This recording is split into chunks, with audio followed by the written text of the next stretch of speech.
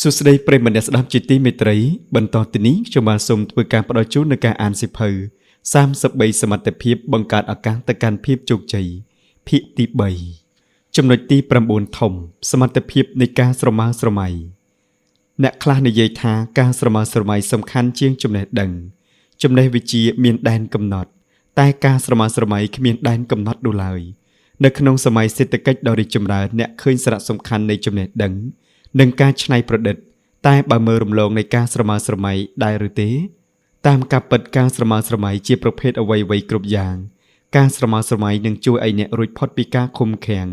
ធ្វើឲ្យយើងមើលឃើញអំពីសក្តានុពលរបស់ខ្លួនឯងហើយអាចយកមកប្រើប្រាស់បានអ្នកខ្លះនិយាយថាការស្រមើស្រមៃសំខាន់ជាងចំណេះដឹងចំណេះវិជ្ជាគឺតែងតែមានដែនកំណត់ឯការស្រមើស្រមៃគ្មានដែនកំណត់នោះឡើយការស្រមើស្រមៃជាគ្រឿងកំណត់ភាពជោគជ័យពាក្យសម្ដីនេះអ្នកជឿដែរឬទេកាលពីមុនគ្មានអ្នកណាជឿថាមនុស្សមិនអាចរត់បានរយៈចម្ងាយ 1.6 គីឡូម៉ែត្របាននោះទេក្នុងរយៈពេល4នាទីតែកាលពីថ្ងៃទី6ខែឧសភា គ្រិស្តសករាជ1954 Roger Bannister បានធ្វើរឿងដែលមិនអាចទៅរួចឲ្យคล้ายទៅជាការពិតបានតើគាត់ធ្វើយ៉ាងណាមុនដំបូងគាត់ព្រមទទួលថានេះគឺជារឿងដែលអាចធ្វើបានហើយគាត់អាចធ្វើបានមែនគាត់ស្រមើស្រមៃថាខ្លួនអាចនឹងធ្វើបានគាត់ឃើញខ្លួនឯងបំបីឯកតកម្ម4នាទីម្ដងហើយម្ដងទៀតគាត់ស្រមើស្រមៃឃើញរូបភាពដែលពិតប្រាកដគួរឲ្យជឿជាក់ថាខ្លួនឯងបានទទួលភាពជោគជ័យដោយអារម្មណ៍មោះមុតធ្វើឲ្យសក្តានុពលនិងប្រព័ន្ធសរសៃប្រសាទត្រៀមខ្លួននិងទទួលភាពជោគជ័យមកដល់សប្តាហ៍ថ្ងៃនេះមានមនុស្សជាច្រើនបំបីឯកតកម្មថ្មីនៅក្នុងកម្មវិធីនេះជាការពិសោធន៍ថាឧបសគ្គនោះគឺស្ថិតនៅលើចិត្តមិនមែនស្ថិតនៅលើរាងកាយនោះទេហើយការស្រមើស្រមៃរបស់បែប Ninster ក៏បានកំណត់អ្វីគ្រប់យ៉ាងទៅកាន់មនុស្សនៅពេលក្រោយទៀតមានពាក្យមួយពោលថាគិតធំភាពជោគជ័យក៏ច្រើនតែធំគិតតូចភាពជោគជ័យច្រើនតែតូចបញ្ជាក់ឲ្យឃើញពីសារៈសំខាន់នៃការស្រមើស្រមៃដែលមានចំណេះដឹងនិងភាពជោគជ័យព្រោះមនុស្សដែលជួបភាពជោគជ័យដ៏ធំធេងតែងតែចាប់ផ្ដើមពីការសាងក្តីស្រមៃនៅថ្ងៃអនាគតហើយការស្រមៃធ្វើអ្វីមួយនៅថ្ងៃអនាគតនោះគឺជាគោលដៅដែលមិនអាចកាត់ថ្លៃបាននៅក្នុងសម័យសេដ្ឋកិច្ចដ៏ផ្អែកទៅលើចំណេះដឹងជាមូលដ្ឋានអ្នកមើលឃើញសារៈសំខាន់ទាំងចំណេះដឹងនិងការច្នៃប្រឌិតតើអ្នកមានមើលរំលងនៃការស្រមើស្រមៃឬទេតាមពិតការស្រមើស្រមៃជាប្រភពនៃអ្វីៗគ្រប់យ៉ាងការស្រមើស្រមៃនឹងជួយឲ្យអ្នករួចផុតពីការឃុំឃាំងដែលធ្វើឲ្យយើងឃើញអំពីសក្តានុពលរបស់ខ្លួនឯងហើយអាចធ្វើឲ្យមានការរីកចម្រើនបាននៅក្នុងជីវិតប្រចាំថ្ងៃអ្វីដែលយើងទម្លាប់តែងតែដឹងពីប្រយោជន៍របស់វាច្បាស់តែអាចមិនទាល់សង្ស័យនិងខ្វះខ្លះពីការស្រមៃរបស់អ្នកអ្វីគ្រប់យ៉ាងមិនមែនមានតែមួយផ្នែកនោះទេតែមានជាច្រើនផ្នែកប្រកបដោយភាពជោគជ័យផ្នែកខ្លះអាចមិនសូវសំខាន់តែផ្នែកខ្លះទៀតអាចសំខាន់ខ្លាំងណាស់ដូចជាការស្រមើស្រមៃធ្វើឲ្យយើងមើលឃើញអំពីផ្នែកមួយនៃវត្ថុផ្សេងទៀតដែលមនុស្សដទៃមិនអាចមើលឃើញមនុស្សដែលគ្មានការស្រមើស្រមៃគ្មានថ្ងៃទទួលបានភាពជោគជ័យធំដុំនោះទេបើហ៊ានសាងភាពស្រមើស្រមៃធ្វើឲ្យយើងឈានរំលងដែនកំណត់បានច្នៃប្រឌិតរបស់យើងក៏កាន់តែល្អជាងមុនតួយ៉ាងដូចជាកាលពី40ឆ្នាំមុនគ្មាននរណាអាចនឹកស្មានថាមនុស្សអាចទៅជាន់ភពព្រះច័ន្ទបាននោះទេតែពេលនេះមនុស្សមិនត្រឹមតែឡើងទៅភពព្រះច័ន្ទបានប៉ុណ្ណោះទេ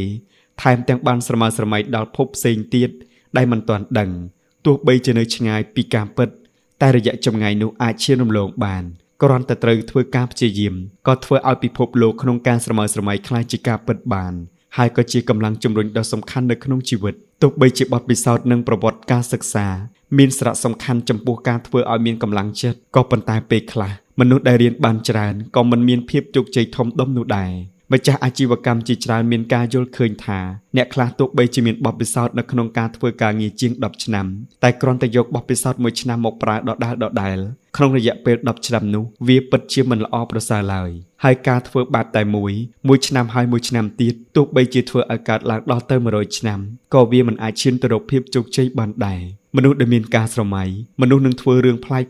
ចាប់ពីពេលមួយថ្ងៃទៅមួយថ្ងៃគាត់នឹងអភិវឌ្ឍខ្លួនគាត់ថែមឡើងមួយកម្រិតធ្វើឲ្យមានការស្រមៃនិងធ្វើឲ្យមនុស្សធ្វើល្អជាងមុនខ្ញុំធ្លាប់ធ្វើការខាងផ្នែកពាណិជ្ជកម្មមកគឺជាច្រើនឆ្នាំទៅហើយពីសភាពបែបនេះគឺក៏ច្រើនដងណាស់ផងដែរការច្នៃប្រឌិតការងារផ្សាយពាណិជ្ជកម្មគឺជាការកសាងនូវក្តីស្រមើស្រមៃកណ្ដាលអាកាសរួមគ្នាមួយនៅក្នុងក្រុម និយាយគ្នាលេងគិតលេងក៏ធ្វើឲ្យចេញជារូបរាងមែនតែន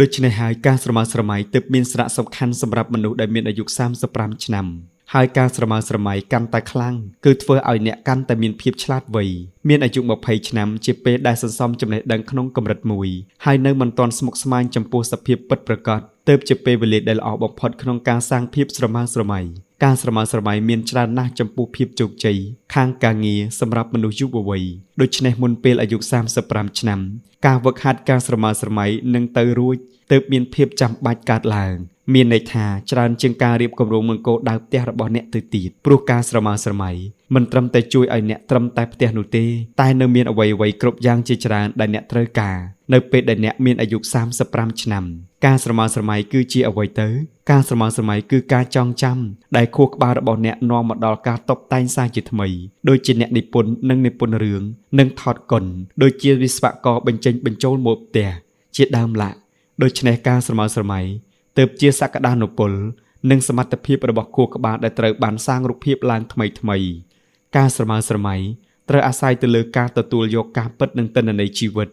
គ្មានការស្រមើស្រមៃណាដែលគ្មានតាក់ទងឬក៏គ្មានទំនាក់ទំនងនៅក្នុងជីវិតពិតនោះទេដូច្នេះបើកាន់តែមានចំណេះដឹងនិងបទពិសោធន៍ច្រើនអ្នកក៏គួរតែសាងក្តីស្រមៃឲ្យកាន់តែច្រើនការស្រមើស្រមៃជាសមត្ថភាពក្នុងការគិតការស្រមើស្រមៃអាចនឹងចម្លងរូបភាពនិងអាចយករូបភាពពិតមកប្រើប្រាស់បានខួរក្បាលរបស់មនុស្សគ្រប់រូបគឺមានសមត្ថភាពក្នុងការស្រមើស្រមៃមនុស្សដែលមានការស្រមើស្រមៃនឹងឃើញអំពីជីវិតមានភាពរស់រវើកហើយចេះដឹងច្រើនយ៉ាងព្រោះការស្រមើស្រមៃមិនបានកំណត់ខាងរាងកាយទើបការស្រមើស្រមៃជាប្រភពដើមនៃសេចក្តីសុខនិងសេចក្តីទុក្ខរបស់មនុស្សយើងដូចពេលស្ដាប់បទចម្រៀងមនុស្សសញ្ចេតនាមួយបទមនុស្សម្នាក់ៗអាចមានអារម្មណ៍មិនដូចគ្នានោះទេទាំងអស់នេះក៏ព្រោះតែមនុស្សម្នាក់ៗមានការស្រមៃខុសៗគ្នាការស្រមើស្រមៃតាំងទៅលើមូលដ្ឋាននៃអារម្មណ៍បទពិសោធន៍និងចំណេះដឹងបើគ្មានមូលដ្ឋានចំណេះដឹងគ្មានវត្ថុតាងខាងវិទ្យាសាស្ត្រការស្រមើស្រមៃក៏គ្រាន់តែជាការយល់សប្តិដែលគ្មានគោលដៅការស្រមើស្រមៃមិនមែនជារឿងតែមួយនោះទេ Thomas Alva Edison អ្នកច្នៃប្រឌិតដែលមិនបានរៀនសូត្រខ្ពង់ខ្ពស់ប៉ុន្តែចំណេះវិជ្ជារបស់គាត់បានមកពីការសិក្សាដោយខ្លួនឯងហើយគាត់គឺជាមនុស្សដែលមានការស្រមើស្រមៃអាចយកចំណេះដឹងដែលមានទៅសាងក្តីស្រមៃឲ្យឡើងសារជាថ្មីហើយអាស្រ័យទៅលើការគិតនិងនាំយកក្តីស្រមៃទៅច្នៃប្រឌិត Edison បានច្នៃប្រឌិតរបស់ថ្មីជាង 20,000 មុខដែលបាននាំទៅចុះក្នុងបញ្ជីរហូតដល់ទៅ 10,000 មុខជាពិសេសក្នុងឆ្នាំ 1982 គាត់ស្រាវជ្រាវរកឃើញរបស់ថ្មី3ថ្ងៃមួយហើយមនុស្សចំនួនជាមួយគ្នាដែលមានចំណេះដឹងបន្តិចជាង Edison បែរជាគ្មានអ្នកណាមានកេរ្តិ៍ឈ្មោះល្បីដូចជាគាត់ឡើយការស្រមើស្រមៃគឺជាកម្លាំងជំរុញចិត្តឈានទៅមុខដ៏សំខាន់នៅពេលប្រើកម្លាំងពលិកម្មមនុស្សបានប្រើការស្រមើស្រមៃសម្លឹងទៅថ្ងៃអនាគតហើយយកការស្រមើស្រមៃនៃថ្ងៃអនាគតច្នៃទៅជាផលិតផលហើយការស្រមើស្រមៃមានតួនាទីចំពោះការប្រើបញ្ញាញាណរបស់មនុស្សបើគ្មានការស្រមើស្រមៃទេយូរទៅការចងចាំក៏កាន់តែថយចុះគំនិតមិនអាចអភិវឌ្ឍទៅមុខហើយអារម្មណ៍តែងតែសាបរលាបទៅអស់រលីងបើអ្នកជំរុញការចាប់អារម្មណ៍របស់ខ្លួនឯងឲ្យជានិច្ចរក្សាការចង់ដឹងចង់ឃើញចង់ទុកអ្នកនឹងរស់នៅយ៉ាងមានសេចក្តីសុខនិងអាយុវែងហើយមនុស្សដែលចង់ដឹងចង់ឃើញរបស់ផ្សេងតែងតែពោពេញទៅដោយការស្រមើស្រមៃប្រកាសហើយបើអ្នកមិនចង់ដឹងឃើញទេមានន័យថាអ្នកក៏មិនចង់ឲ្យមានការរីកចម្រើនដែរតែកំពុងតែរឹតបន្តឹងខ្លួនឯងទេតើទើបការស្រមើស្រមៃមានការថយចុះមហិច្ឆតាគ្មានស្លាប់ទេតែការស្រមើស្រមៃធ្វើឲ្យយើងហើរបាននៅពេលនេះអ្នកឈរនៅចំណុចខ្ពស់បំផុតរបស់អំណាចតែពេលមានគ្រោះថ្នាក់ចំពោះខ្លួនឯងនិងអ្នកដទៃវិធីសាស្ត្រក្តោបការស្រមើស្រមៃទាហានដែលមិនចង់ធ្វើជាមេទ័ពក៏មិនមែនជាទាហានពូកែទេទោះបីជាការយល់សប្តិក៏ដោយតែមនុស្សយើងបើគ្មានការស្រមើស្រមៃទៅអនាគតក៏គ្មានថ្ងៃនេះដែរជំហានតទៅក៏គ្មានអ្វីពិសេសនោះទេការលើកកម្រិតនៃការស្រមើស្រមៃចាំបាច់ត្រូវឆ្លងកាត់បទពិសោធន៍ជីវិតព្រោះការស្វែងយល់ពីពិភពលោកដោយខ្លួនឯងជាមូលដ្ឋានយល់ដឹងអំពីពិភពលោកនៅថ្ងៃអនាគតដែលមិនដឹង Harold Rubin ជាម្ចាស់រោងពុម្ពមួយផ្ដល់ពាក្យណែនាំដល់វិធីសាស្ត្រក្តោបការស្រមើស្រមៃចំនួន5ប្រការចំណុចទី1មើលការពិតដោយទស្សនៈរបស់ក្មេងៗមានន័យថាកុំឲ្យការពិតមកកំណត់អំពីគំនិតច្នៃប្រឌិតរបស់យើងបើការពិតនោះអាក្រក់ហើយ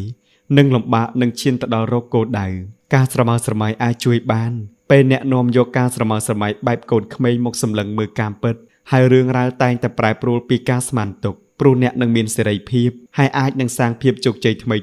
ឲ្យកើតមានឡើងបានយ៉ាងពិតប្រាកដផងដែរចំណុចទី2ចេះយកការស្រមើស្រមៃមកប្រើគំនិតដែលមានការស្រមើស្រមៃច្រើនតែសាមញ្ញនិងមានធម៌ពលបើអាចបង្ហាញឲ្យច្បាស់លាស់ក៏កាន់តែមានការស្រមើស្រមៃថែមធម៌ពលហើយទៅកាន់គោលដៅដោយងាយជាទូទៅការស្រមើស្រមៃរបស់មនុស្សយើងទទួលបានភាពជោគជ័យស្ថិតនៅលើការធ្វើខ្លួនឯងឲ្យคล้ายទៅជាក្មេងជាងមុនហើយសាងការស្រមើស្រមៃដែលនាំខ្លួនឯងទៅកាន់គោលដៅដែលមានហើយសាងការស្រមៃដែលនាំខ្លួនឯងទៅកាន់គោលដៅដែលមានឧត្តមភាពរួចហើយក៏ឈានទៅរកចំណុចខ្ពស់បំផុតនៃឧត្តមភាពឆ្លងកាត់អ្នកដទៃក្រៅពីនេះចូលជ្រៅទៅមួយជាន់ទៀតហើយគំនិតដែលអស្ចារ្យមានលក្ខណៈពិសេសទី1គឺជាគំនិតដែលស្មើគ្នាដែលមនុស្សគ្រប់គ្នាអាចយកទៅប្រើប្រាស់បានទី2ជាគំនិតធម្មតាមិនមែនជាគោលការណ៍ដូចជាយកស្នាដៃពីសិល្បៈទៅប្រើក្នុងការជំរុញចិត្តអ្នកដទៃទី3ប្រើការស្រមើស្រមៃជាឧបករណ៍ជំរុញដូចជាការប្រើបទចម្រៀងជំនួសពាក្យសម្ដីវែងអន្លាយឬក៏ប្រើរូបភាពជំនួសគំនិតដើម្បីអាចលោមជំរុញចិត្តមនុស្សបានជួនកាលការមើលក៏ជាឧបករណ៍សំខាន់ក្នុងការស្រមើស្រមៃដូចជាការមើលទៅឆ្ងាយហើយចាំងាកត្រឡប់មកធ្វើការនៅចិត្តខ្លួននឹងបានជួបថាជាការជំរុញនៃការស្រមើស្រមៃដែលគ្មានដែនកំណត់អ្នកជំនួញតែងតែជួបភាពជោគជ័យតែងតែនាំនៅសេចក្តីប្រាថ្នាមកកាន់ការប្រជុំរាល់លើកដោយមិនត្រឹមតែបញ្ជាក់អំពីទូនាទីការងារប៉ុណ្ណោះទេប៉ុន្តែប្រើភាពវគ្គតិដើម្បីជំរុញដល់បុគ្គលិកទៀតផងចំណុចទី4វិនិយោគដល់រូបភាពស្រមើស្រមៃ Sir Winston Churchill នាយករដ្ឋមន្ត្រីរបស់អង់គ្លេសធ្លាប់បានពោលថាសេចក្តីប្រាថ្នាចម្បងរបស់ខ្ញុំគឺចង់និយាយពូកែរឿងសំខាន់សម្រាប់អ្នកដឹកនាំដែលទទួលបានភាពជោគជ័យក៏ដឹងផងដែរថាគំនិតអ្វីមកកំណត់ខ្លួនឯងហើយដឹងថាគំនិតអ្វីបានដល់ផលអង្គភាពហើយប្រើសមត្ថភាពខាងភាសាធ្វើឲ្យគំនិតនោះคล้ายទៅជាការពិតតាមដែលអាចធ្វើទៅបាន Andrew Friend អតីតជាប្រធានគ្រប់គ្រងក្រុមហ៊ុន Intel បានសរសេរទុកក្នុងសៀវភៅរឿងមានអ្នកដឹងខ្លួនតែប៉ុណ្ណោះដែលអាចទៅបានគ្រាន់តែយកលក្ខណៈពិសេសរបស់ខ្លួននិងគំនិតដ៏អស្ចារ្យមកបើកចំហឲ្យអ្នកដទៃបានដឹងគេក៏คล้ายទៅជាអ្នកគិតទៅហើយដូចជាអ្នកវិភាគដ៏ឆ្នើមពេលដែលនាំគំនិតមកបង្ហាញជាពាក្យសម្ដីពិភពលោកទាំងមូលតែងតែងាករេទៅតាមចំណុចទី5ការស្រមើស្រមៃដែលច្បាស់លាស់ត្រូវអាស្រ័យទៅលើការអនុវត្តការស្រមើស្រមៃធ្វើឲ្យឧត្តមគតិរបស់មនុស្សម្នាក់បានទទួលនឹងការអនុវត្តជាពិសេសពេលដែលមនុស្សទូទៅមិនឃើញអំពីផ្លូវស្រមៃត្រូវនាំយកនៅការអនុវត្តនិងការនិយាយចេញមកឲ្យខ្លាំងរាងកាយគំនិតនិងចិត្តទើបឈានទៅដល់គោលដៅតែមួយធ្វើយ៉ាងណាទើបអាចរកការស្រមៃឃើញបែបនេះឃើញគំនិតបែបនោះការស្រមើស្រមៃគឺជារឿងអាថ៌កំបាំងមនុស្សមានសតិបញ្ញាធម្មតាសុទ្ធតែមានការស្រមើស្រមៃតែមនុស្សម្នាក់មានការស្រមើស្រមៃខុសគ្នាទាំងខាងអត្តន័យបរិមាណនិងគុណភាពខុសប្លែកនេះបានកើតពីការស្រមើស្រមៃដែលខុសគ្នាការស្រមើស្រមៃជាសមត្ថភាពរបស់ខួរក្បាលមានកតិកាដូចដែលការប្រើខួរក្បាលគឺកាន់តែប្រើកាន់តែអភិវឌ្ឍកាន់តែមិនប្រើកាន់តែបាត់បង់ដូច្នេះទើបគួរព្យាយាមប្រើខួរក្បាលដើម្បីឲ្យខ្លួនឯងមានការស្រមើស្រមៃចំណុចទី1តូចព្យាយាមសន្សំចំណេះដឹងបទពិសោធន៍ឲ្យបានច្រើននេះគឺជាមូលដ្ឋាននៃការស្រមើស្រមៃកាន់តែមានចំណេះដឹងនិងបទពិសោធន៍ច្រើនអត្ថន័យនៃការស្រមើស្រមៃក៏កាន់តែហ្មត់ចត់ហើយយកទៅអនុវត្តបានពាក្យចាស់លោកពោលថាអានសៀវភៅ 10000 ក្បាលសរសេរសៀវភៅដូចទេវតាដូច្នេះការថែមថយអត្ថន័យនៃការស្រមើស្រមៃក៏ត្រូវស្វែងយល់ឲ្យគ្រប់ពេលវេលាដើម្បីសន្សំចំណេះដឹងនិងបទពិសោធន៍ឲ្យបានច្រើនចំណុចទី2តូចហ៊ានសង្ស័យនិងមានគំនិតដែលមានសេរីភាពក្នុងប្រវត្តិសាស្ត្រការបដិរូបខាងវិទ្យាសាស្ត្រការច្នៃប្រឌិតគិតស្រាវជ្រាវស្ទើរតែទាំងអស់ចាប់ផ្ដើមពីការសង្ស័យបើហ៊ានតាំងសំណួរហ៊ានសង្ស័យស្លាប់នៃការស្រមើស្រមៃក៏ត្រដាងចេញជាពិសេសការហ៊ានយកសំណួរទៅតាំងសមូលដ្ឋាននិងគិតពិចារណាហ៊ានកែនិងហ៊ានវែកញែកច្បាប់ឬក៏ហ៊ានផុសអំពីចំណេះគំនិតរបស់ខ្លួនឯងចំណុចទី3តូចធ្វើកិច្ចការជាច្រើនយ៉ាងដើម្បីជំរុញការស្រមៃ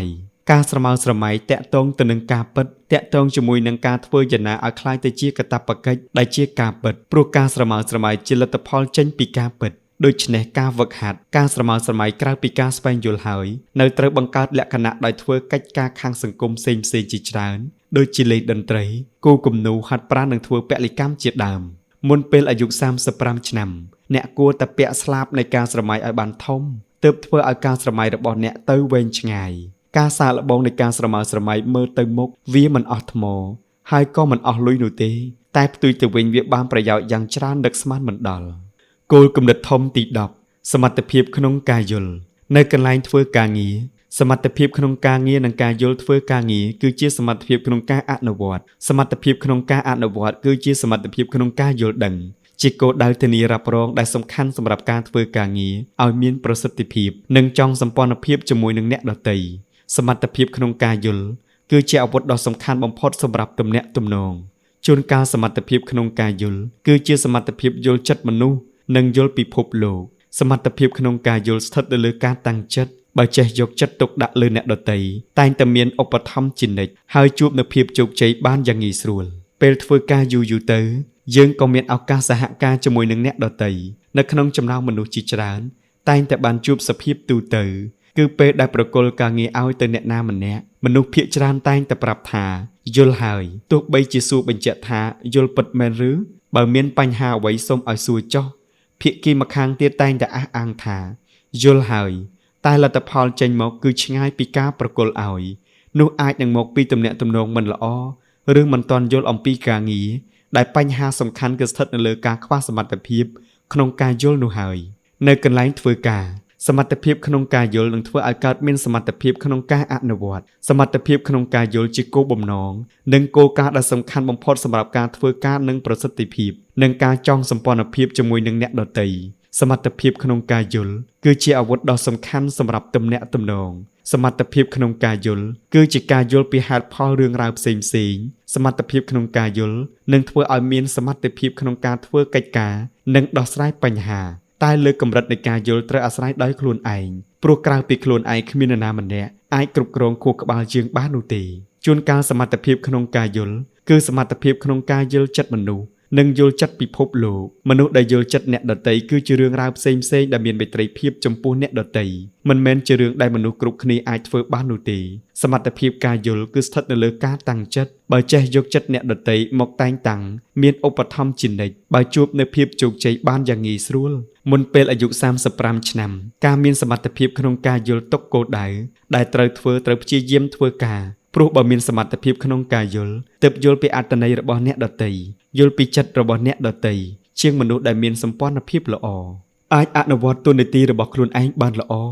ហើយធ្វើឲ្យខ្លួនឯងជាទីព្រមទទួលរាវងាវមិកៈធ្លាប់និយាយហេតុការណ៍មួយដែលកើតមានឡើងខណៈពេលដែលនាងធ្វើដំណើរទេសចរនៅក្នុងក្រុងមានស្វាមីភរិយានាំកូន2នាក់ទៅជាមួយដែរក្នុងពេលនោះក្មេងក៏យំរោគរឿងរហូតទាំង4ថ្ងៃហើយពេលដែលឡើងឡានមនុស្សគ្រប់គ្នាត្រូវអត់ទ្រាំចំពោះក្មេងដែលយំហើយបើទោះបីជាធុញទ្រាន់នឹងគ្នាគ្មាននរណាម្នាក់តវ៉ាដែរទោះបីជាពេលខ្លះមានមនុស្សទ្រាំមិនបានហើយក៏ធ្វើរឹកពីមិនពេញចិត្តក៏តែគឺជារឿងធម្មតានៅក្នុងពេលនោះមីកៈគិតថាបើនាងគឺជាឪពុកម្ដាយរបស់ក្មេងប្រហែលជាមានអារម្មណ៍មិនសប្បាយចិត្តប្រហែលជាសុំទោសមនុស្សគ្រប់គ្នាឬក៏បបួលមនុស្សគ្រប់គ្នាហូបនំដើម្បីកាត់បន្ថយភាពមិនពេញចិត្តតែពីរអ្នកស្វាមីភរិយានោះបែរជាមិនខ្វល់សោះសូម្បីតែពេលចុះពីលើឡានក៏ឪពុកម្ដាយស្ដីបន្ទោសឲ្យកូនថាយើងដើរឆ្ងាយបន្តិចទៅអ្នកដតីគេមិនពេញចិត្តនឹងយើងនោះទេបញ្ជាក់ឲ្យឃើញថាឪពុកម្ដាយនោះគឺខ្វះសមត្ថភាពក្នុងការយល់ចិត្តអ្នកដតី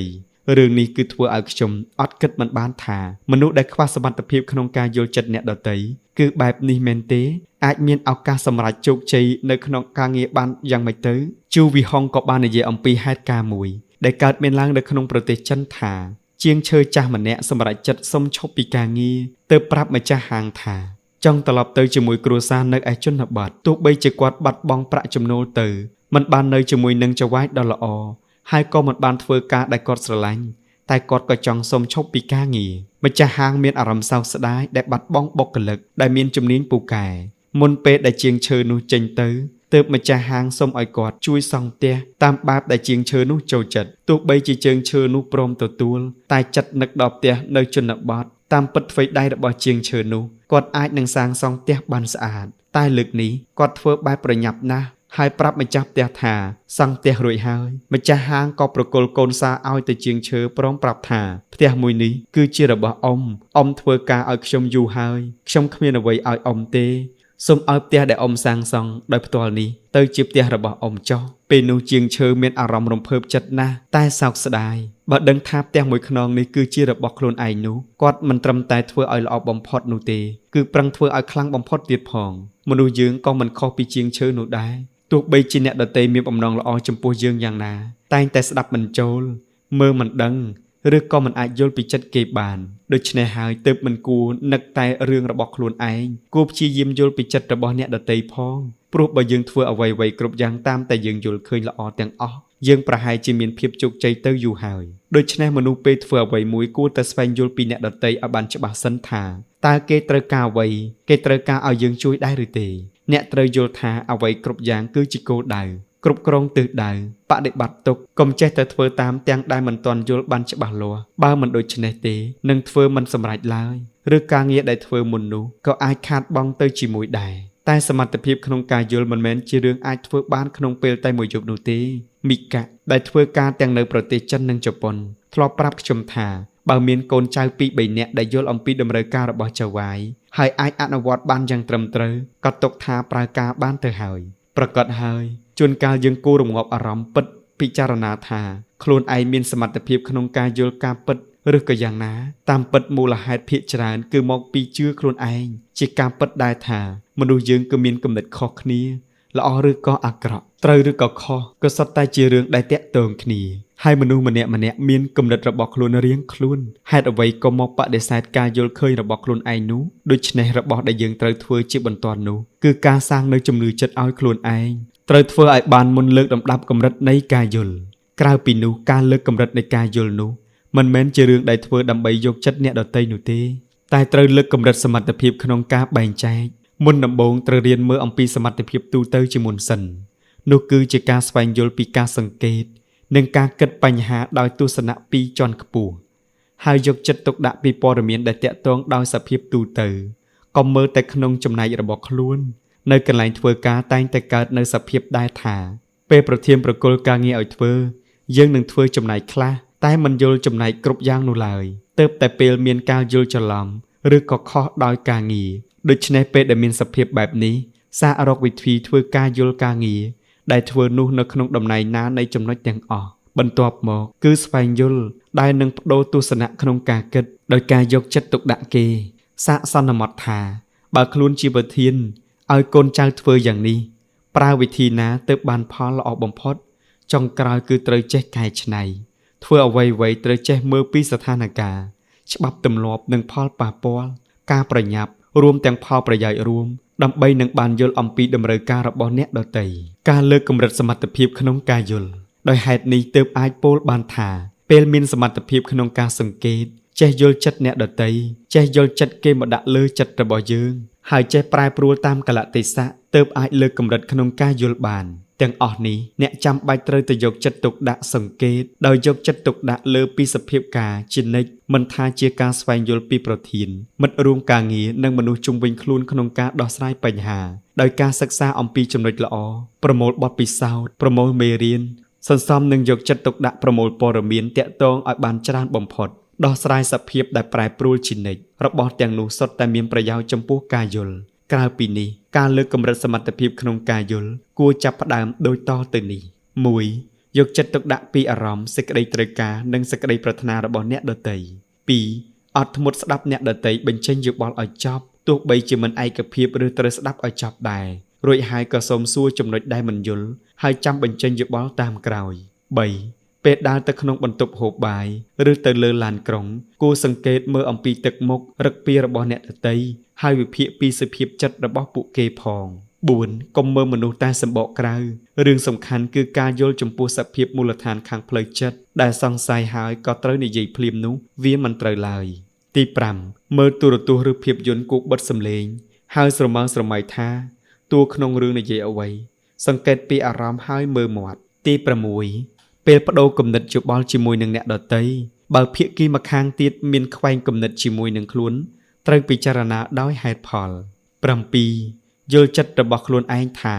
ហេតុអីទើបមានប្រតិកម្មអ្វីមួយក្នុងស្ថានភាពបែបនេះយល់ពីទង្វើរបស់ខ្លួននិងជួយយល់ដល់ចិត្តអ្នកដទៃ 8. បើស្អប់អ្នកណាម្នាក់ឲ្យរកហេតុផលពិតប្រាកដ 9ការសម្រេចចិត្តចំពោះអ្នកណាម្នាក់មុនដំបូងគួរប្រមូលព័ត៌មានដែលតាក់ទងទៅនឹងមនុស្សម្នាក់នោះឲ្យបានច្រើនបំផុតដើម្បីយល់ការដោះស្រាយបញ្ហារបស់គេទើបអាចសម្រេចចិត្តបានយ៉ាងត្រឹមត្រូវហើយប្រឆាំងបានយ៉ាងសមរម្យ 10. កុំភ្លេចថាជួនកាលមនុស្សយើងអាចគ្រប់គ្រងអារម្មណ៍មិនបានទេឬបានទទួលផលប៉ះពាល់ពីគំនិតទើបគួរវិភាគឲ្យបានច្បាស់លាស់មនុស្សដែលមានអាយុ35ឆ្នាំអ្នកគួរវឹកហាត់សមត្ថភាពក្នុងការយល់រឿងសំខាន់បំផុតគឺត្រូវដឹងថាភាគីម្ខាងទៀតត្រូវការឲ្យអ្នកធ្វើអ្វី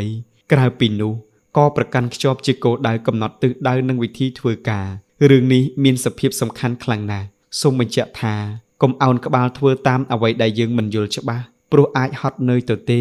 ធ្វើការមិនបានសម្រេចឬផលប៉ះពាល់ដល់ការងារមុនការយល់ពីអ្វីមួយឲ្យបានច្បាស់លាស់សំខាន់ជាងការបិទភ្នែកធ្វើការ10 ដងដដែលទៀតការមានសមត្ថភាពក្នុងការយល់នឹងធ្វើឲ្យអ្នកទទួលបានភាពជោគជ័យនៅពាក់កណ្ដាលហើយមិនថាជាការប្រើវិធីឬក៏ការអ្វីនោះទេអ្នកត្រូវតែធ្វើវាឲ្យបានសម្រេចចំណុចទី11ធំសមត្ថភាពក្នុងការសម្រេចចិត្ត Immanuel Kant អ្នកប្រាជ្ញជនជាតិអាល្លឺម៉ង់បានពោលថាសមត្ថភាពក្នុងការសម្រេចចិត្តជាទេពកោសល្យវឹកហាត់បានតែមិនអាចបង្រៀនគ្នាបាននោះទេគ្រប់ពេលវេលាក្នុងជីវិតប្រចាំថ្ងៃមិនថាកើតអ្វីឡើងទេទាំងរឿងតូចទាំងរឿងធំយើងត្រូវពិចារណាដោយបញ្ញាមោះមុតជានិច្ចបើទោះបីជាអាចសម្រេចចិត្តច្បាស់លាស់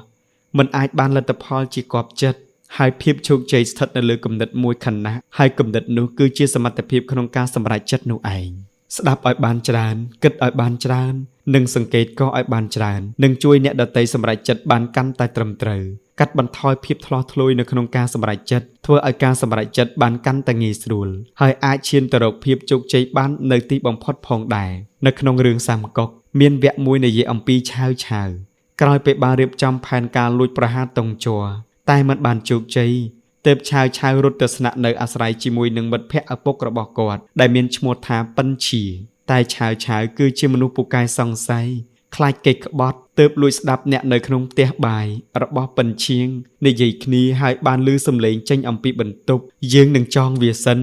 ឬអាចសម្លាប់វាតែម្ដងឆាវឮហើយក៏នឹកស្មានថាគេចង់សម្លាប់ខ្លួនទើបសម្លាប់ពួកគេជាងមុនសម្លាប់ទាំងប៉ិនឈៀនអ្នកនៅក្នុងផ្ទះទាំងប្រុសទាំងស្រី8នាក់ក្រោយមកឆាវទៅផ្ទះបាយឃើញជ្រូកមួយក្បាលត្រូវគេចងទុកទើបដឹងថាខ្លួនឯងសម្លាប់មនុស្សដោយភ័ន្តច្រឡំតែមិនអាចត្រឡប់ទៅដោះស្រាយបានទេអ្នកគឺជាមនុស្សដែលពូកែសង្ស័យដូចឆាវដែរឬទេពេលស្ដាប់អ្វីមួយក៏យល់អ្វីមួយផ្សេងទៀតក្រៅពីនោះក៏មានគំនិតយល់ខុសហើយអាចនឹងទៅរួចទេថាពាក្យសម្ដីដែលបានឮមកអាចជាបែបនេះពិតប្រាកដនោះការសម្រេចចិត្តត្រឹមត្រូវធ្វើឲ្យមានភាពជោគជ័យផ្ទុយទៅវិញការសម្រេចចិត្តខុសក៏ធ្វើឲ្យមានការបរាជ័យដែរការគ្រាន់តែស្ដាប់ឮនឹងត្រចៀកពេលខ្លះវាមិនអាចជាការពិតដោយការគិតរបស់អ្នកដោយគ្រាន់តែយកត្រចៀកស្ដាប់នោះទេភាពជោគជ័យឬបរាជ័យគឺស្ថិតនៅលើគំនិតតែមួយខណៈគ្រប់ពេលវេលាក្នុងជីវិតប្រចាំថ្ងៃមិនថាកើតអ្វីឡើងទេយើងត្រូវពិចារណាដោយបញ្ញាមោះមុតបើមិនអាចសម្រេចចិត្តបានឲ្យបានច្បាស់លាស់មិនអាចមានលទ្ធផលជាទីគាប់ចិត្តភាពជោគជ័យគឺស្ថិតនៅលើគំនិតតែមួយខណៈហើយគំនិតនោះគឺជាសមត្ថភាពនៃការសម្រេចចិត្តនោះដែរដែលហៅថាការសម្រេចចិត្តគឺការព្រមទទួលឬបដិសេធរបស់ដែលមានឬមើលឃើញលក្ខណៈអ្វីមួយហើយសមត្ថភាពក្នុងការសម្រេចចិត្តធ្វើឲ្យយល់អំពីលក្ខណៈរួមអាចវិភាគដោះស្រាយបញ្ហាបានយ៉ាងល្អ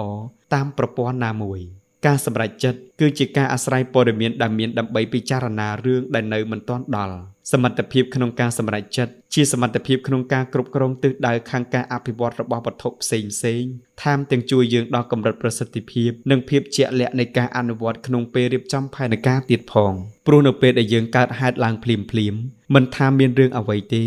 យើងគ្រប់គ្នាត្រូវបញ្ចេញយោបល់ឲ្យបានឆាប់រហ័សឬក៏ផ្ដល់ពាក្យណែនាំឲ្យបានសមរម្យដូច្នេះមុនពេលអាយុ35ឆ្នាំបើមិនទាន់មានសមត្ថភាពក្នុងការសម្រេចចិត្តឲ្យត្រឹមត្រូវទេប្រហែលជាពិបាកក្នុងការជួយស្រោចស្រង់បន្តិចហើយទោះបីជាការធ្វើការងារអាចមានគំរូអ្វីមួយក៏ដោយទើបចំណុចអន់ដែលខ្វះសមត្ថភាពក្នុងការសម្រេចចិត្តមិនបង្ហាញឲ្យយើងឃើញយ៉ាងច្បាស់លាស់តែដល់ពេលដែលចាំបាច់ត្រូវបញ្ចេញយោបល់ប្រហែលជាធ្វើមិនបាននោះទេខ្ញុំធ្លាប់ទៅបណ្ដុះបណ្ដាលរបៀបសម្ភាសយកព័ត៌មានអ្នកបណ្ដុះបណ្ដាលត្រៀមឯកសារជាច្រើនយកមកនិយាយជាបន្តបន្ទាប់ដល់ទៅ80នាទីក្រោយពេលនិយាយចប់អ្នកបណ្ដុះបណ្ដាលក៏ប្រាប់ឲ្យពួកយើងយកក្រដាសនិងប៊ិច យកមកសរសេរពាក្យសម្ភាសចំនួន600តួអក្សរក្នុងរយៈពេល20នាទីប្រធានបទអត្ថបទជារឿងរ៉ាវដែលទៅតែនិយាយនិងទស្សនៈដែលស្ថិតនៅលើមនុស្សម្នាក់ដល់ពេលវេលាដែលសិក្ខាកាមចំនួន90នាក់យកការងារទៅធ្វើអ្នកខ្លះសរសេរហើយអ្នកខ្លះសរសេរមិនហើយអ្នកខ្លះសរសេរបានជារឿងរ៉ាវអ្នកខ្លះសរសេរមិនបានចេញជារឿងរ៉ាវអ្វីទាន់តែសោះអ្នកបណ្ដុះបណ្ដាលពិនិត្យមើលត្រួសហើយក៏យល់ចំណុចខ្លះដែលពេញចិត្តហើយនឹងចំណុចខ្លះដែលមិនពេញចិត្តដែលសិក្ខាកាមគ្រប់គ្នាបានស្ដាប់ពេលស្ដាប់សិក្ខាកាមគ្រប់គ្នាអានហើយទើបដឹងថាហេតុរឿងរ៉ាវផ្សេងដែលកើតឡើងនឹងការសរសេរបែបនេះវាមិនដូចគ្នានោះទេតែចុងក្រោយអ្នកបណ្ដុះបណ្ដាលបានសរុបថាការសរសេរអត្ថបទឲ្យល្អនៅក្នុងពេលខ្លីៗត្រូវមានសមត្ថភាពក្នុងការសម្រេចចិត្តនិងការវិភាគសមត្ថភាពក្នុងការវិភាគជួយចម្រាញ់យកអត្ថន័យសំខាន់សមត្ថភាពក្នុងការសម្រេចចិត្តជួយចាប់អត្ថន័យសំខាន់បាននៅក្នុងពេលនោះខ្ញុំចាំពាក្យសម្ដីនេះបានយ៉ាងច្បាស់មិនថាជាការសរសេរអត្ថបទពីដំណើរជីវិតឬធ្វើការងារនោះទេសុទ្ធតែមានសមត្ថភាពក្នុងការវិភាគនិងការសម្រេចចិត្តគ្រប់ពេលវេលានៅក្នុងជីវិតប្រចាំថ្ងៃទោះបីជាមានរឿងអ្វីកើតឡើងទាំងរឿងតូចទាំងរឿងធំយើងត្រូវពិចារណាដោយបញ្ញាជានិច្ចបើមិនអាចសម្រេចចិត្តបានយ៉ាងច្បាស់លាស់តែងតែមិនបានផលជាទីគាប់ចិត្តមនុស្សដែលមានសមត្ថភាពក្នុងការសម្រេចចិត្តយ៉ាងឆាប់រហ័សនិងពិតប្រាកដតែងតែមានឱកាសអភិវឌ្ឍបានច្រើនជាងមនុស្សដែលរុញរានៅក្នុងការសម្រេចចិត្តដូច្នេះហើយគួរតែកែអត្តចរិតរុញរាព្រោះអត្តចរិតនេះនឹងធ្វើឲ្យអ្នកមិនហ៊ានសម្រេចចិត្តរួមទាំងបាត់បង់កម្លាំងទទេសមត្ថភាពបែបនេះតែងតែកើតមានឡើងចំពោះយុវវ័យដែលមានអាយុមិនដល់25ឆ្នាំទាំងដែលរៀបចំផែនការអស់ហើយពិចារណាច្បាស់លាស់ហើយតែដល់ពេលធ្វើពិតប្រាកដអ្នកខ្លះក៏ខ្លាចទៅមុខបារម្ភក្រោយទៅក្រោយក៏បារម្ភពីមុខមិនហ៊ានអនុវត្តគិតចុះគិតឡើងសុំយោបល់ពីអ្នកដទៃមើលនេះមើលនោះគិតទៅគិតមកងាកឆ្វេងងាកស្ដាំមិនចេះយោគយល់អ្វីសោះនៅទីបំផុតក៏គិតច្រើនជាងធ្វើហើយគ្មានការជឿជាក់ចំពោះរឿងដែលខ្លួនឯងសម្រេចចិត្តនៅទីបំផុតក៏បាត់បង់កម្លាំងទៅទេកាលពីមុនប្រធានធ្លាប់ប្រាប់ខ្ញុំថាក្នុងនាមជាកូនចៅទោះបីមិនអាចបញ្ចេញយោបល់អ្វីបានតែយ៉ាងហោចណាស់ក៏ត្រូវស្នើដំណោះស្រាយដែលអាចជួយរួចរាល់បានស្នើរឿងផ្សេងឲ្យប្រធានសម្រេចចិត្តហើយស្វែងយល់អំពីវិធីសម្រេចចិត្តរបស់ប្រធានយើងត្រូវមានសមត្ថភាពក្នុងការសម្រេចចិត្តត្រឹមត្រូវទើបអាចសម្រេចចិត្តបានទោះបីជាមិនកើតមកព្រមជាមួយនឹងសមត្ថភាពក៏ដោយតែការសម្រេចចិត្តតែងតែត្រូវឆ្លងកាត់ការសិក្សាស្វែងយល់ទើបអាចសម្រេចចិត្តបានយ៉ាងត្រឹមត្រូវសមត្ថភាពក្នុងការសម្រេចចិត្តនេះធ្វើនៅលើសតិសម្បញ្ញញ្ញៈបើគ្មានសតិសម្បញ្ញញ្ញៈក៏មិនអាចសោកស្ដាយក្រោយបាននោះទេព្រោះការសម្រេចចិត្តដោយខុសសម្រេចចិត្តខុសនោះហើយដែលធ្វើឲ្យអ្នកមានអារម្មណ៍ថាអ្នកមិនបានសម្រេចចិត្តដោយសតិសម្បញ្ញញ្ញៈត្រូវស្វែងយល់សតិសម្បញ្ញញ្ញៈយូរប៉ុណ្ណាដោយពាក្យចាស់លោកពោលថាអាចរៀនអស់មួយជីវិតតែបើរៀនសតិសម្បញ្ញញ្ញៈឆាប់រហ័សកាន់តែល្អនឹងធ្វើឲ្យសម្រេចចិត្តរឿងសំខាន់បានយ៉ាងត្រឹមត្រូវបើចង់ជួបភាពជោគជ័យនៅក្នុងជីវិតត្រូវមានភាពជឿជាក់និងជាក់លាក់កុំមានអត្តចរិតលេះលោះមិនប្រកបមិនប្រជាហើយមុនពេលចូលធ្វើការងារគួរជឿថាខ្លួនឯងបានសម្រេចចិត្តច្បាស់លាស់ហើយពេលមានឧត្តមគតិត្រូវតែធ្វើឲ្យបានមិនត្រូវរុញរានោះទេមនុស្សមុនពេលធ្វើអ្វីមួយយើងបានវិភាគយ៉ាងច្បាស់លាស់និងហ្មត់ចត់ហើយការវិភាគសភាពការបានយ៉ាងត្រឹមត្រូវហើយទើបបញ្ចេញនៅយោបល់ពេលសម្រេចកុំគិតសង្ស័យរុញរាចិត្តហើយមិនបាច់ចាប់អារម្មណ៍ថាអ្នកដទៃគិតយ៉ាងម៉េចនោះទេសូមឲ្យតែលះបង់ខំធ្វើការឲ្យអស់ពីសមត្ថភាពទៅវាប្រសើរទៅហើយមនុស្សដែលមានសតិសម្បញ្ញញ្ញៈមានសមត្ថភាពក្នុងការសម្រេចចិត្តនិងមានយោបល់ប្រកបប្រជាមិនរុញរាថយទោះបីជួបឧបសគ្គទោះបីជាមានរឿងដ៏លំបាកទោះបីជាមានខ្ទះខ្លាញ់ភ្នំភ្លើងនៅឈប់បាំងពីមុខក៏ដោយក៏គេមិនរុញរាដែរផែនការទុកអស់ទៅហើយក៏ឈានទៅមុខយ៉ាងក្លាហានដូច្នេះមានតែធ្វើបែបនេះទើបទទួលបានភាពជោគជ័យធ្វើយ៉ាងណាទើបអាចហ្វឹកហាត់សមត្ថភាពក្នុងការសម្រេចចិត្តបានអ៊ីលម៉ានូអែលខានអ្នកប្រាជ្ញជនជាតិអាល្លឺម៉ង់បានពោលថាសមត្ថភាពក្នុងការសម្រេចចិត្តគឺជាទេពកោសល្យហ្វឹកហាត់ដែលមិនអាចខ្វះបានបើបង្រៀនគ្មានបានហ្វឹកហាត់សមត្ថភាពក្នុងការសម្រេចចិត្តបានយ៉ាងម៉េចមុនដំបូងត្រូវមានការយោគយល់លើខ្លួនឯងតែរឿងនេះទោះបីជាបុគ្គលិកលក្ខណៈហើយមូលហេតុដែលធ្វើឲ្យមនុស្សយើងគ្មានគំនិតយោបល់ របស់ខ្លួនឯងមានច្រើនប្រការដូចតទៅនេះប្រសិនបើមនុស្សទុនខ្សោយមិនជឿជាក់លើខ្លួនឯងតែងតែត្រូវបានអ្នកដទៃអូសទាញដោយងាយបើមិនចេះគិតដោយខ្លួនឯងបានតែពឹងពាក់អ្នកដទៃតែងតែគ្មានគំនិតយោបល់របស់ខ្លួនបើចង់ឲ្យអ្វីៗគ្រប់យ៉ាងពេញលក្ខណៈតែងតែមានការព្រួយបារម្ភទៅគ្រប់យ៉ាងទើបបានតែធ្វើទៅតាមគំនិតរបស់អ្នកដទៃប៉ុន្តែគំនិតយោបល់របស់អ្នកដទៃមានច្រើនណាស់ទើបមិនដឹងថាត្រូវសម្រេចចិត្តយ៉ាងណាឬអាចមកពីបទពិសោធន៍តិចខ្លាចសម្រេចចិត្តទៅឆ្លោះធ្លួយដូច្នេះហើយទើបត្រូវកែសម្រួលមូលហេតុដោយដែលបានពោលមកខាងលើត្រូវស្វែងយល់ការសារភាពជឿជាក់លើខ្លួនឯងភាពជឿជាក់លើខ្លួនឯងគឺជាចរិតរឹកពីម្យ៉ាងហើយក៏ជាលទ្ធផលពីការវឹកហាត់អប់រំផ្លូវចិត្តត្រូវចេះស្ដាប់និងត្រូវចេះស្គាល់ខ្លួនឯងមើលឃើញចំណុចល្អរបស់ខ្លួនឯងត្រូវស្វែងយល់ពីគោលការណ៍អ្វីនៃការការពារហើយចាំស្ដាប់យោបល់របស់អ្នកដទៃពេលអ្នកដទៃបញ្ចេញគំនិតយោបល់ខ្លួនឯងត្រូវមានគំនិតយោបល់តបទៅអ្នកដទៃវិញកុំនៅស្ងៀមពីព្រោះយើងយល់ថាការដែលគេមានគំនិតគឺដោយសារតែគេឆ្លៀសវៃចុះយើងហេតុអ្វីមិនឆ្លៀសវៃដូចគេប្រកាសហើយនៅត្រូវការពិចារណាឲ្យបានច្រើនគំនិតយោបល់គឺជាលទ្ធផលមកពីការគិតពិចារណារបស់មនុស្សម្នាក់បើគ្មានការពិចារណាទេក៏មិនអាចបញ្ចេញគំនិតយោបល់បានដែរហើយត្រូវស្វែងយល់ការគ្រប់គ្រងការខ្វែងគំនិតសំខាន់របស់បញ្ហាព្រោះពេលដែលដឹងពីការខ្វែងគំនិតសំខាន់រឿងផ្សេងៗក៏ដោះស្រាយបានដោយងាយស្រួលផងដែរចង់មានសមត្ថភាពក្នុងការសម្រេចចិត្តត្រឹមត្រូវដឹងអំពីភារកិច្ចពិតប្រាកដនិងហេតុផលនៃរឿងរ៉ាវផ្សេងៗពិតប្រាកដណាស់អ្នកអាចអាស្រ័យទៅលើបទពិសោធន៍មកសម្រេចចិត្តបានយ៉ាងដូចម្តេចទៅដូច្នេះទើបគួរលះបង់ចំពោះការងារនិងស្វែងយល់ឲ្យបានច្រើនទៀតអ្នកខ្លះឆ្លៀសវៃមិនដែលសម្រេចចិត្តអ្វីខុសនោះទេតែចុងក្រោយតែងតែបានជួបថាខ្លួនឯងធ្វើមិនទាន់គូប្រជែងព្រោះសម្រេចចិត្តពីការពិចារណាតែសម្បកក្រៅដូច្នេះត្រូវមើលបញ្ហាឲ្យបានជ្រៅមើលឲ្យបានឆ្ងាយនិងមើលឲ្យបានខ្ពស់ទើបអាចសម្រេចចិត្តបានយ៉ាងត្រឹមត្រូវក្នុងការតស៊ូផ្នែកនយោបាយខាងទាហានតែងតែធ្វើបែបនេះដូចជាសង្គ្រាមនៅវៀតណាមអាមេរិកមើលឃើញថាអាចយកឈ្នះសង្គ្រាមនៅគ្រប់សមរភូមិតែសភាពពិតអាមេរិកបែរជាបរាជ័យទៅវិញដូច្នេះវិធីសាស្ត្រសម្រេចចិត្តទើបសំខាន់គឺជារឿងដែលត្រូវសម្រេចចិត្តព្រោះសម្រេចចិត្តហើយបើមិនមើលឲ្យបានវែងឆ្ងាយមិនថាការសម្រេចចិត្តយ៉ាងណាក៏ត្រឹមត្រូវដែរជាពិសេសគឺការសម្រេចចិត្តនៅគ្រាសំខាន់ជួនកាលការជ្រើសរើសយកអ្វីមួយទុកថាវាអស្ចារ្យតែម្យ៉ាងព្រោះលទ្ធផលជើងក្រោយមិនបានស្ថិតនៅលើការជ្រើសរើសនោះទេតែស្ថិតនៅលើទង្វើក្រោយពេលដែលបានសម្រេចចិត្តហើយដូច្នេះការធ្វើឲ្យខ្លួនឯងមានសមត្ថភាពក្នុងការសម្រេចចិត្តបានលឿនក៏កាន់តែល្អដោយព្យាយាមស្ដាប់ឲ្យបានច្រើនគិតឲ្យបានច្រើននិងសង្កេតឲ្យបានច្រើននឹងជួយឲ្យអ្នកមានឱកាសសម្រេចចិត្តកាន់តែល្អប្រសើរឡើងកាត់បន្ថយនូវការធ្លាស់ធ្លួយក្នុងពេលសម្រេចចិត្តធ្វើឲ្យការសម្រេចចិត្តបានកាន់តែល្អហើយអាចឈានទៅរកភាពជោគជ័យបានដល់ទីបំផុតចំណុចធំទី12សមត្ថភាពក្នុងការសរសើរបើវឹកហាត់សមត្ថភាពក្នុងការសរសើរបានតាំងពីដំបូងកាន់តែល្អព្រោះគឺជាសមត្ថភាពដែលមានឥទ្ធិពលចំពោះអ្វីគ្រប់បែបយ៉ាង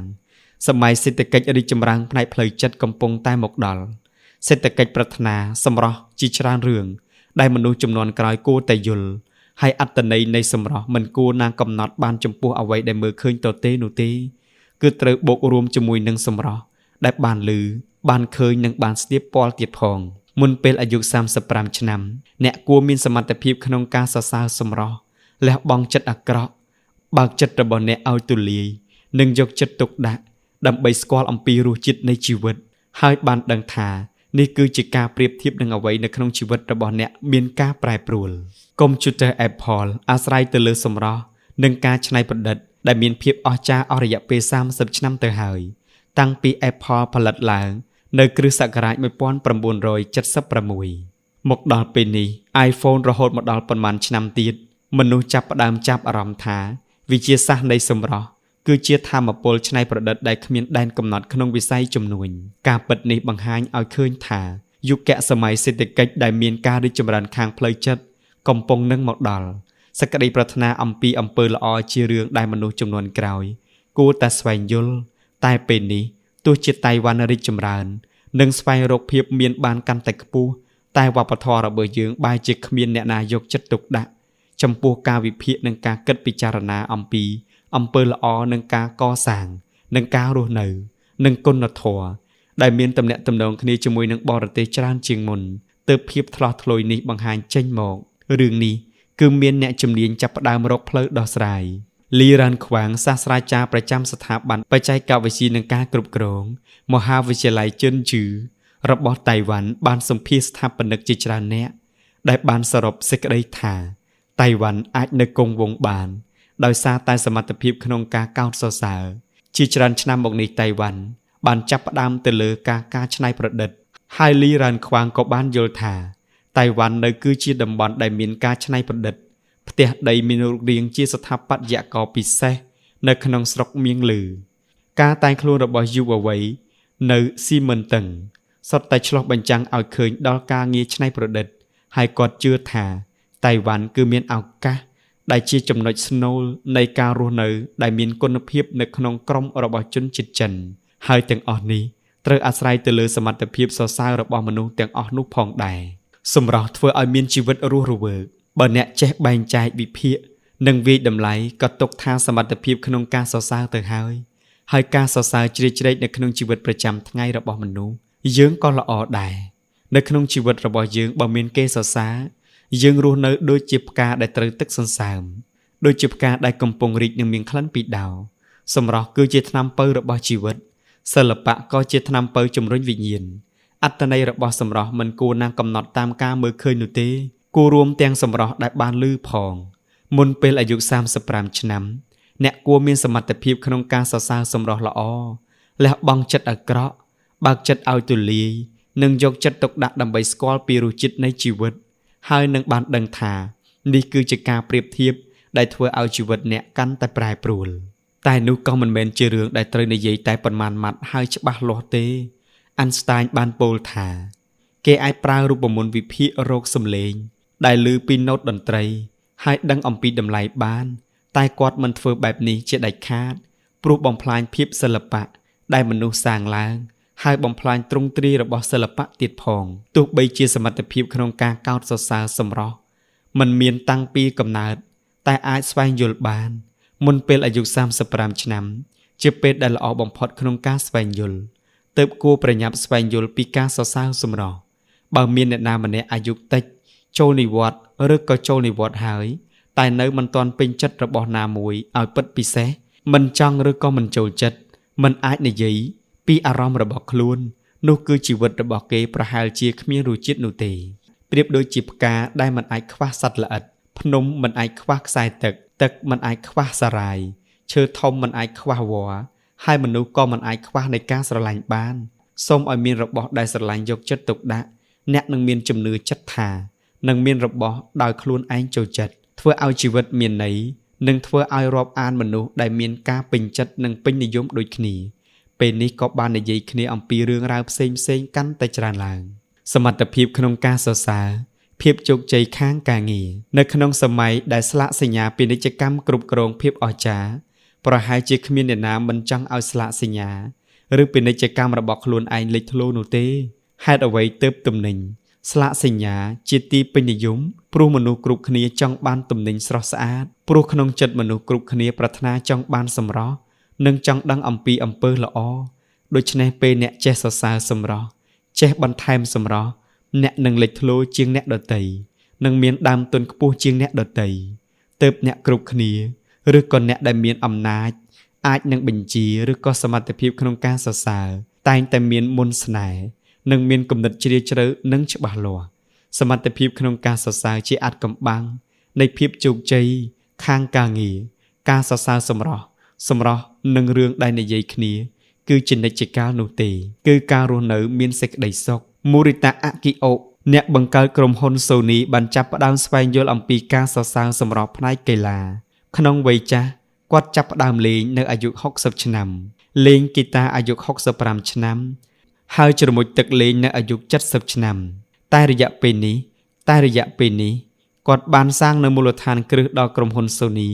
คล้ายទៅជាជំនួញលំដាប់ពិភពលោកទៅហើយចំណែកអ្នកវិទ្យាសាស្ត្រខាងពេទ្យរបស់អាមេរិកទស្សនៈពីរដែលអ្នកមានឥទ្ធិពលខ្លាំងបំផុតហើយបានទទួលរង្វាន់ Nobel គឺ Harold Varmus អ្នកជំនួយការមណ្ឌលមហារាជ និងអតីតអ្នកជំនួញស្ថាប័នស្រាវជ្រាវសុខភាពសាធារណរដ្ឋជាតិហើយពេលដែលរៀននៅមហាវិទ្យាល័យគាត់រៀងខានទស្សនវិជ្ជានិងអក្សរសាស្ត្រអង់គ្លេសបុគ្គលម្នាក់ទៀតគឺ David Baltimore អ្នកជំនួយការស្ថាបនាបច្ចេកវិទ្យានៅអាល្លឺម៉ង់អ្នកជំនួយការស្ថាប័នបច្ចេកវិទ្យា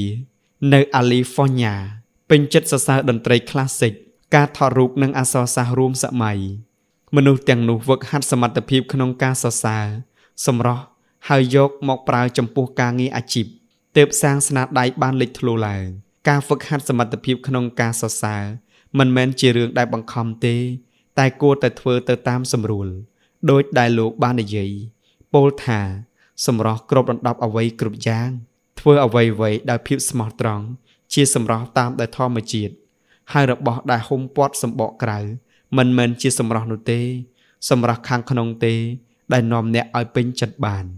ធ្វើយ៉ាងណាទើបអាចលើកកម្រិតសមត្ថភាពក្នុងការសរសើរបានកម្រិតសមត្ថភាពក្នុងការសរសើរក្រៅពីការស្វែងយល់តាក់ទងទៅនឹងសម្រស់យ៉ាងមានរបៀបហើយត្រូវអាស្រ័យទៅលើការមើលឲ្យបានច្រើននិងអានឲ្យបានច្រើន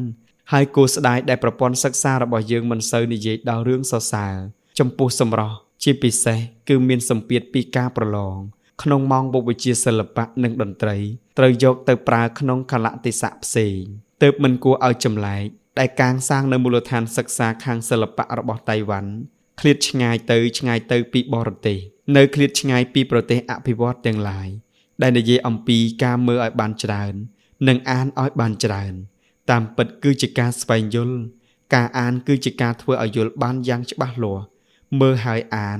ទើបជាវិធីដែលល្អបំផុតក្នុងការលើកសមត្ថភាពការបណ្ដុះបណ្ដាលខាងវប្បធម៌គឺជាវិធីសាស្ត្រដែលត្រូវប្រើរយៈពេលដ៏យូរការកសាងសមត្ថភាពក្នុងការសរសើរក៏កាន់ត្រូវការសន្សំបន្តិចម្ដងផងដែរប្រការទី1ចូលរួមកិច្ចការសរសើរសម្រស់ដើម្បីឲ្យចេះចែកសម្រស់ស្រាវជ្រាវរកសម្រស់ស្គាល់អំពីសម្រស់យល់អំពីសម្រស់និងច្នៃប្រឌិតសម្រស់សម្រាប់មនុស្សដែលគ្មានសមត្ថភាពក្នុងការសរសើរសម្រស់ច្រើននោះទេមុនដំបូងត្រូវប្រកាន់ខ្ជាប់នូវគោលការណ៍អនុវត្តសម្រស់ឲ្យបានត្រឹមត្រូវពីការសរសើរសម្រស់ហើយការសរសើរសម្រស់ក៏ជួយលើកកម្រិតដល់សមត្ថភាពក្នុងការចែកសម្រស់ដែលបង្កឡើងដោយរូបភាពចាប់អារម្មណ៍ក្នុងសិល្បៈនិងសមត្ថភាពក្នុងការសរសើរសម្រស់ដោយដែលគឺថេធ្លាប់បានពោលថាសមត្ថភាពក្នុងការសរសើរមិនមែនកើតឡើងពីការសរសើរធ្វេដៃនោះទេតែកើតឡើងពីការសរសើរធ្វេដៃកំពូលដូច្នេះទើបយើងគួរឲ្យសរសើរនៅធ្វេដៃដ៏ល្អបំផុតហើយបុកគ្រឹះធ្វេដៃដែលល្អបំផុតនោះឲ្យស្ថិតស្ថេរហើយអ្នកនឹងមានគោលក្នុងការអនុវត្តក្នុងការវិយតម្លៃការងារផ្សេងប្រការទី2វឹកហាត់ទម្លាប់ពិចារណាពេលសរសើរការងារសិល្បៈយើងតែងតែមានអារម្មណ៍ជាប់ចិត្តមានអារម្មណ៍ស្រស់ទៅតាមពេលដែលយើងមើលឃើញនិងបានមើលចប់ទោះបីជាពេលនោះយើងវិនិច្ឆ័យថាល្អឬក៏មិនល្អនេះក៏មានន័យថាយើងគ្រាន់តែនៅក្នុងកម្រិតដែលទទួលរងអំពីនៃការវិយតម្លៃតែប៉ុណ្ណោះនៅមិនបានសរសើរអំពីសម្រស់យ៉ាងពិតប្រាកដទេបើយើងមិនមានការងារសិល្បៈថែមទាំងពិចារណាយ៉ាងច្បាស់លាស់ហេតុអ្វីពេលដែលអានសៀវភៅហើយមានការជួបចិត្តអ្នកនិពន្ធសរសេរអត្ថាធិប្បាយបែបនេះអាចបង្ហាញអំពីចំណាប់អារម្មណ៍និងអត្ថន័យបានគ្រប់គ្រាន់ដែរឬទេឆ្លងតាមការអានសៀវភៅបាននឹកដល់ការគិតនិងការស្រមើស្រមៃរបស់អ្នកនិពន្ធទើបចូលចិត្តព្រំដែននៃការសរសើរបើអ្នកអានប្រាប់អំពីហេតុផលនៃការនិយាយថាល្អឬក៏អាក្រក់ឬក៏មិនល្អអាចប្រាប់បានថាហេតុអ្វីបានជាកើតមានសភាពបែបនេះរឿងនេះហុចផលអ្វីមានន័យថាអ្នកចាប់ផ្ដើមជឿនទៅលើវិថីនៃការសរសើរហើយពេលរៀននៅសាលាគ្រូតែងតែប្រាប់យើងឲ្យខំរៀនយកចំណេះដឹងឲ្យបានច្រើនតែមើលរំលងការវឹកហាត់សមត្ថភាពនៃការសរសើរហាក់ដូចជាយកចំណេះដឹងដាក់ក្នុងខួរក្បាលពេញទៅហើយចំណេះដឹងនឹងធ្វើឲ្យទទួលបាននូវភាពជោគជ័យតែការពិតការពិសោធន៍ហើយថា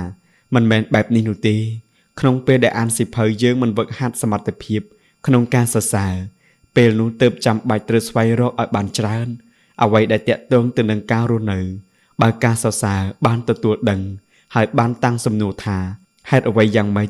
ហើយអ្នកនឹងបានជួបនៅវិថីកាន់តែសរសើរប្រការមួយទៀតត្រូវដឹងថាអ្វីគួរឲ្យស្រឡាញ់អ្វីគួរឲ្យស្អប់មានសមត្ថភាពក្នុងការសម្រេចចិត្តដោយខ្លួនឯងអ្នកដែលមានការសិក្សាមិនប្រកាសថាត្រូវមានចំណេះដឹងទូលំទូលាយនោះឡើយតែត្រូវដឹងថាអ្វីគួរឲ្យស្រឡាញ់អ្វីគួរឲ្យស្អប់ នៅជុំវិញខ្លួនរបស់យើងនឹងមានមនុស្សមួយចំនួនមានព័ត៌មានផ្សេងជាច្រើនពូកែខាងតន្ត្រីគូរូបភាពចលនាសាងអក្សរសាស្ត្រជាដើមឡាតែពួកគេគ្មានទស្សនៈរបស់ខ្លួនឯងពួកគេមានចំណេះដឹងទូលំទូលាយតែខ្វះសមត្ថភាពក្នុងការសរសើរចុងក្រោយចំណេះដឹងទាំងអស់នេះគ្មានភាពរស់រវើកឡើយមនុស្សយើងគួរតែស្វែងរកហេតុផលពីប្រភេទផ្សេងមិនត្រូវជាប់ចំណងដោយរបស់ដែលហៅថាទ្រឹស្ដីអ្នកជំនាញនោះទេទើបមានសមត្ថភាពក្នុងការសម្រេចចិត្តដោយខ្លួនឯងហើយមានសមត្ថភាពក្នុងការសរសើរយ៉ាងពិតប្រាកដតែទោះបីជាការលះបង់សិទ្ធិសម្រេចចិត្តមិនដឹងថាខ្លួនឯងគួរស្រឡាញ់អីស្អប់អីហើយអាចស្គាល់ការសរសើរបានយ៉ាងម៉េចប្រការចុងក្រោយព្យាយាមកុំមើលអ្វីគ្រប់យ៉ាងជារូបមន្តតែគួរអាស្រ័យលើបទពិសោធន៍អារម្មណ៍ទស្សនៈចំពោះជីវិតដើម្បីយល់នៅសម្រស់នេះហៅថាការល្អិតល្អន់ក្នុងការសម្រេចចិត្តកុំទៅសង្ឃឹមថាការសរសើរសិល្បៈនឹងចម្លើយបែបមាត្រដ្ឋាន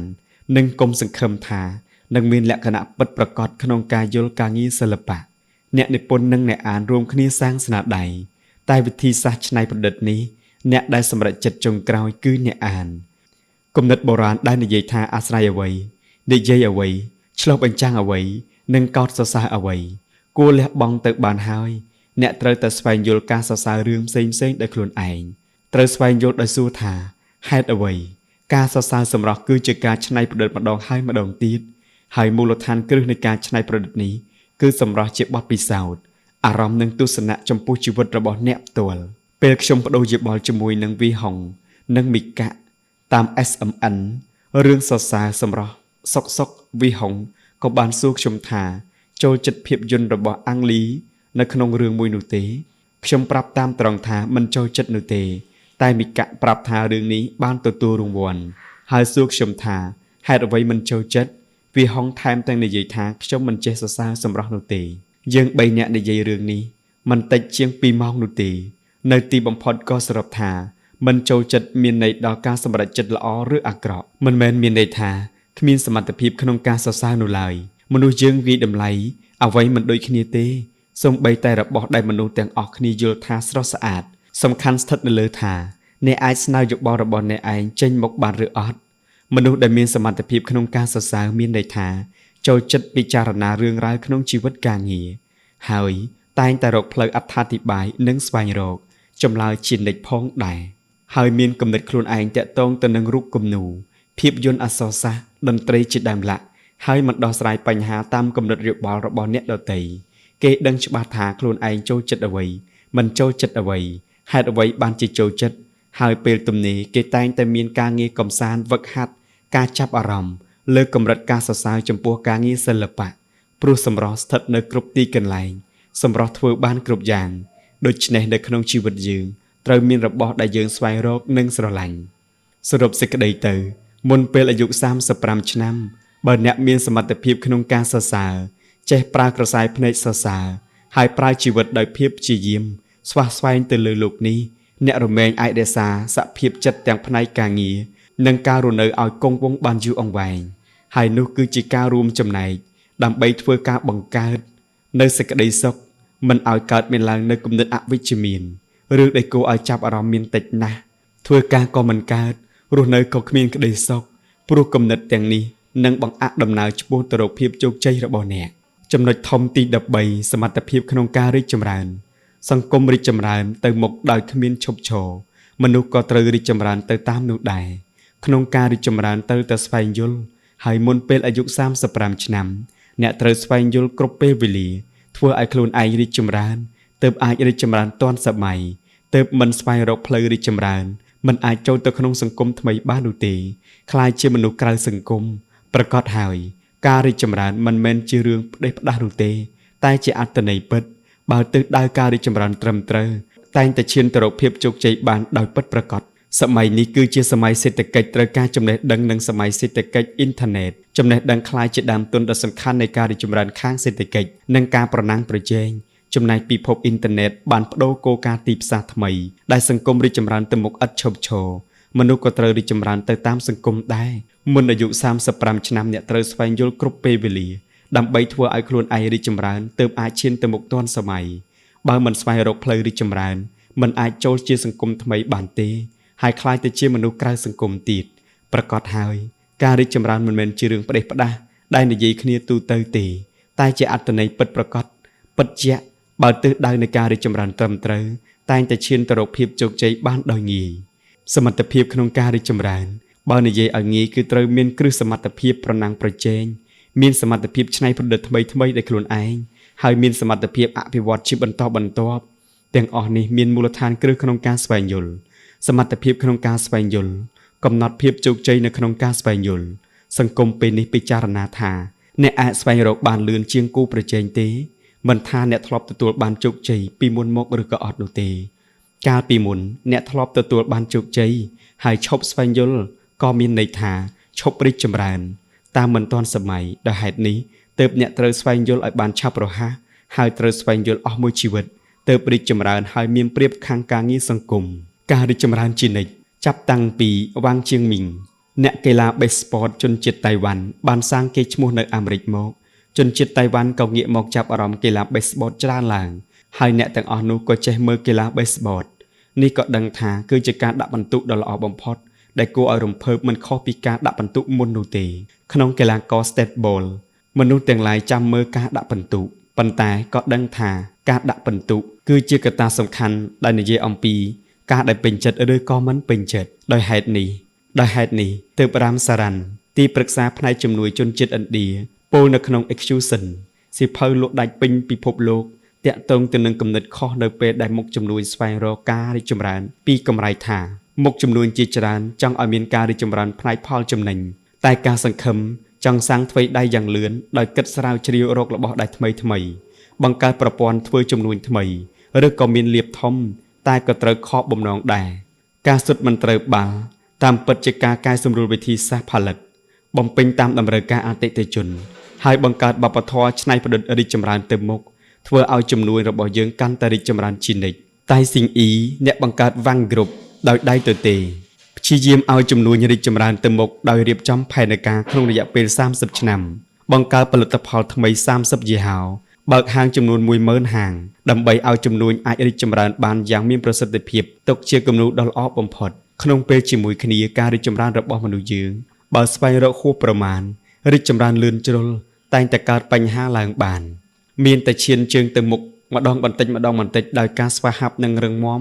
ហើយយ៉ាងល្អិតល្អន់រីកចម្រើនយ៉ាងសន្សឹមទៅកាន់ទិសដៅណាមួយទើបជាការថិតថេរដល់ត្រឹមត្រូវការរីកចម្រើនក្រៅពីការស្វែងយល់ហើយ